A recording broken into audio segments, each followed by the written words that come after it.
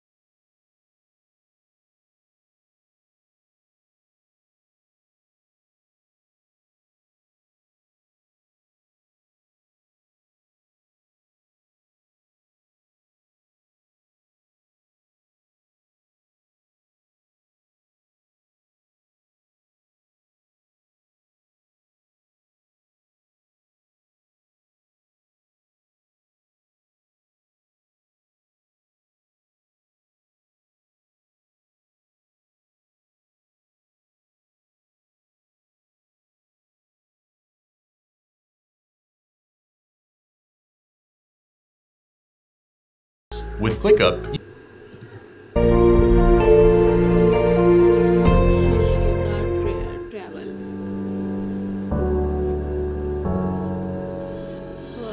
চলছে আমাদের সিলেট ভ্রমণের প্রথম দিনে আজকে আমরা সকালবেলা গিয়েছিলাম ভোলাগঞ্জ সাদাপাথর। ভোলাগঞ্জের এপিসোডটি মিস করে থাকলে উপরে আই বাটনে ক্লিক করে দেখে আসতে পারেন। তো ভোলাগঞ্জ থেকে ফেরার পথে যাচ্ছি দেশের একমাত্র সোয়াম ফরেস্ট রাতারগুল দেখতে। এটি সিলেট থেকে প্রায় 26 কিলোমিটার দূরে। সিলেট থেকে রাতারগুল আসার রাস্তার কন্ডিশন খুবই ভালো, তাই সহজেই ঘুরে যেতে পারেন। আমরা চলে আসছি রাতারগুল, এটা হচ্ছে চৌরাঙ্গি ঘাটে। তো এখন আমাদের আগে থেকেই রিজার্ভ করা নৌকা আছে, যার ভাড়া হচ্ছে এক একটা নৌকার ভাড়া নিয়েছিল 500 টাকা করে। সাধারণত ভাড়া মনে 700 কি 750 টাকা একটা নৌকাতে, 4 জন থেকে 5 জন উঠা যায়। তো দেখি নৌকাটা কেমন, আর প্রায় 1.5 ঘন্টা ঘুরবো। এখানে আগে ঘাট ছিল, এই জায়গাটা ঘাট ছিল, পানির লেভেল কমে যাওয়ার কারণে আমাদেরকে এই দিকে যেতে হবে। প্রচণ্ড রোদের ভিতরে হেঁটে যাচ্ছি, কিন্তু পথ তো শেষ হচ্ছে না। তো আমি আরেকবার রাতারগুল এসেছিলাম, তখন সম্ভবত মাঝের ঘাট, না ওটা মাঝের ঘাট, হ্যাঁ ওই ঘাট দিয়ে গেলে সম্ভবত নৌকা খুব কাছাকাছি পাওয়া যায়। কিন্তু আজকে কোনো একটা কারণে আমাদেরকে এই চৌরাঙ্গি ঘাট দিয়ে যেতে হচ্ছে। বনের ভিতর দিয়ে হাঁটছি, রোদের ভিতর, বনের ভিতর সব কিছু একত্র হয়ে গেছে। গ্রামের পথ ধরে প্রায় 10 মিনিট হাঁটার পর ছোট ডিঙ্গি নৌকা করে বনের ভিতরে প্রবেশ করি। এক নৌকায় সর্বোচ্চ 5 জন উঠা যাবে। আর এখন প্রায় শীতের শুরু, তাই বনের ভিতরে জল নাই বললেই চলে। তার মানে রাতারগুল দেখার জন্য এখন পারফেক্ট সময় না, তাই বলবো আসলে বর্ষার সময়টাতে আসবে। যদিও এই নৌকা নিয়ে 1.5 থেকে 2 ঘন্টা ঘোরার কথা ছিল, কিন্তু সম্পূর্ণ বনে জল না থাকার কারণে পুরা বন ঘুরে দেখা সম্ভব না। আশা রাখি 1 ঘন্টার ভিতরে আমাদের ঘোরা সম্পূর্ণ হবে। সত্যি বলতে রাতারগুলের আসল সৌন্দর্য এখন দেখা যাবে না, তারপরও যতটুকু দেখা যায়। বর্ষা সিজনে আসলে এই যে শিকড়গুলো দেখতে পাচ্ছেন, এগুলা কিন্তু পানি থাকে, হ্যাঁ পানির লেভেলটা এই লেভেল পর্যন্ত থাকে, তখন আসলে অনেক সুন্দর লাগে। আর বেসিক্যালি এখন যে পানিটা দেখতে পাচ্ছেন, এটা কিন্তু ন্যাচারাল না, এটা হচ্ছে বাদ দিয়ে রাখা। হ্যাঁ, গ্রামবাসী যাতে এটা পানি সুন্দর না হয়ে যায় সেজন্য এটা বাদ দিয়ে রাখার কারণে এটা পানিটার কালারটা এখন হচ্ছে একটু ঘোলা কালার।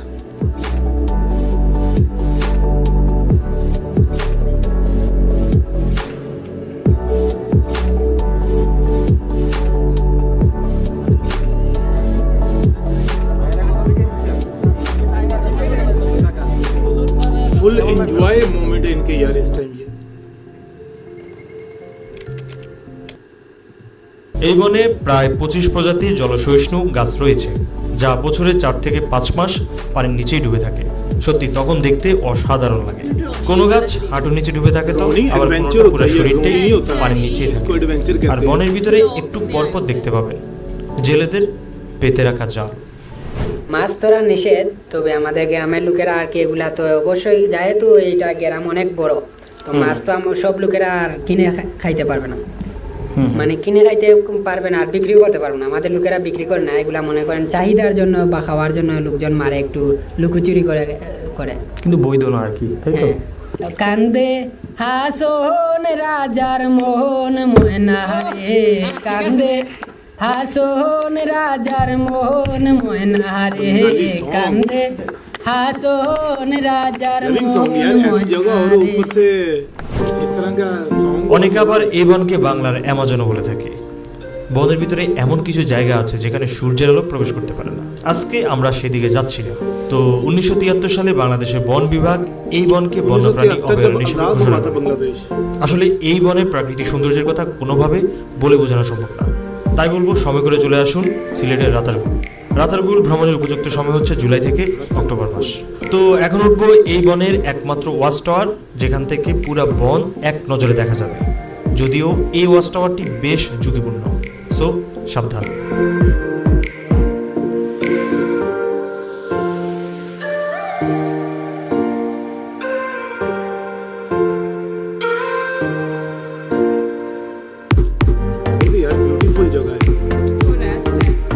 खूबसूरत है यार, फुल एडवेंचर। ऐसी जगहों पे जाने का ना बड़ा मजा आता है।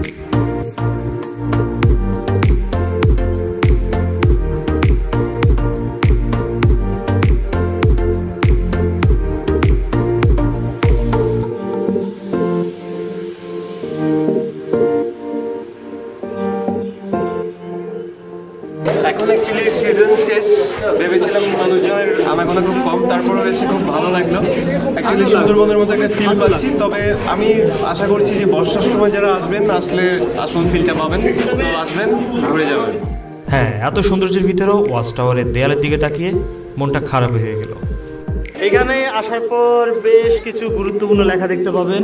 আপনারা যদি কারো নাম্বার পান এখানে, তাদেরকে অবশ্যই ফোনে যোগাযোগ করে কন্ট্যাক্ট করবেন।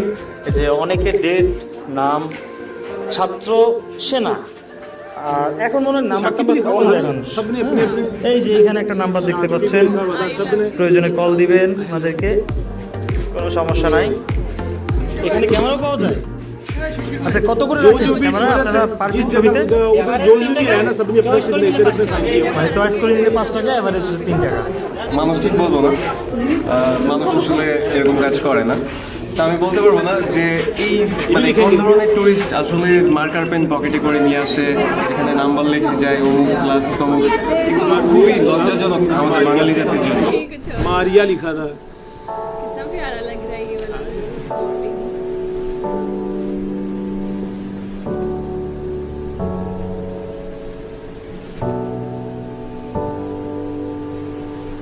দেখতে দেখতে আমরা চলে এসেছি ভিডিওটির একদম শেষ পর্যায়ে। এই যাত্রায় রাতারগুলের পুরা বন ঘুরে না দেখানো সম্ভব হলো, যতটুকু দেখেছি ততটুকুই তুলে ধরার চেষ্টা করেছি। দেখা হচ্ছে সিলেট সিরিজের 3rd এপিসোডে। 3rd এপিসোডে আমরা জাপলং আর মায়াবী ঝর্ণা দেখাবো। চাইলে আপনি আমাদের সাথে ট্যুরে যোগ দিতে পারেন। আমাদের ট্রাভেল ভিত্তিক গ্রুপের লিংকটি ভিডিও ডেসক্রিপশন বক্সে দেওয়া আছে, দ্রুত যুক্ত হয়ে যান। আর ভিডিওটি ভালো লাগলে চ্যানেলটি সাবস্ক্রাইব মাস্ট। সবাই ভালো থাকবেন, সুস্থ থাকবেন আর আমার চ্যানেলের সাথেই থাকবেন। ধন্যবাদ সবাইকে, টাটা। Thanks for watching. अच्छा, बहुत ज़बरदस्त वीडियो बनाई यार इन्होंने, मज़ा आ गया। फॉरेस्ट आई थिंक यहाँ पे लोग घूमने आते हैं, देखने आते हैं। फॉरेस्ट है ना, ऐसे ये एडवेंचर वाली जगह होती है जहाँ पर मतलब जाके थोड़ा एक्साइट हो जाता है यार, देख लिए ऐसी जगह देखने को बड़ा दिल करता है। रतनगुल स्वैम्प फॉरेस्ट इन विंटर, ये विंटर का माहौल था। विंटर में इस तरह होते हैं, सर्दियों में यानी कि। हाँ, तुम्हें विंटर का नहीं पता? विंटर सर्दियों को कहते हैं। तो मैंने यही कहा सर्दियों में।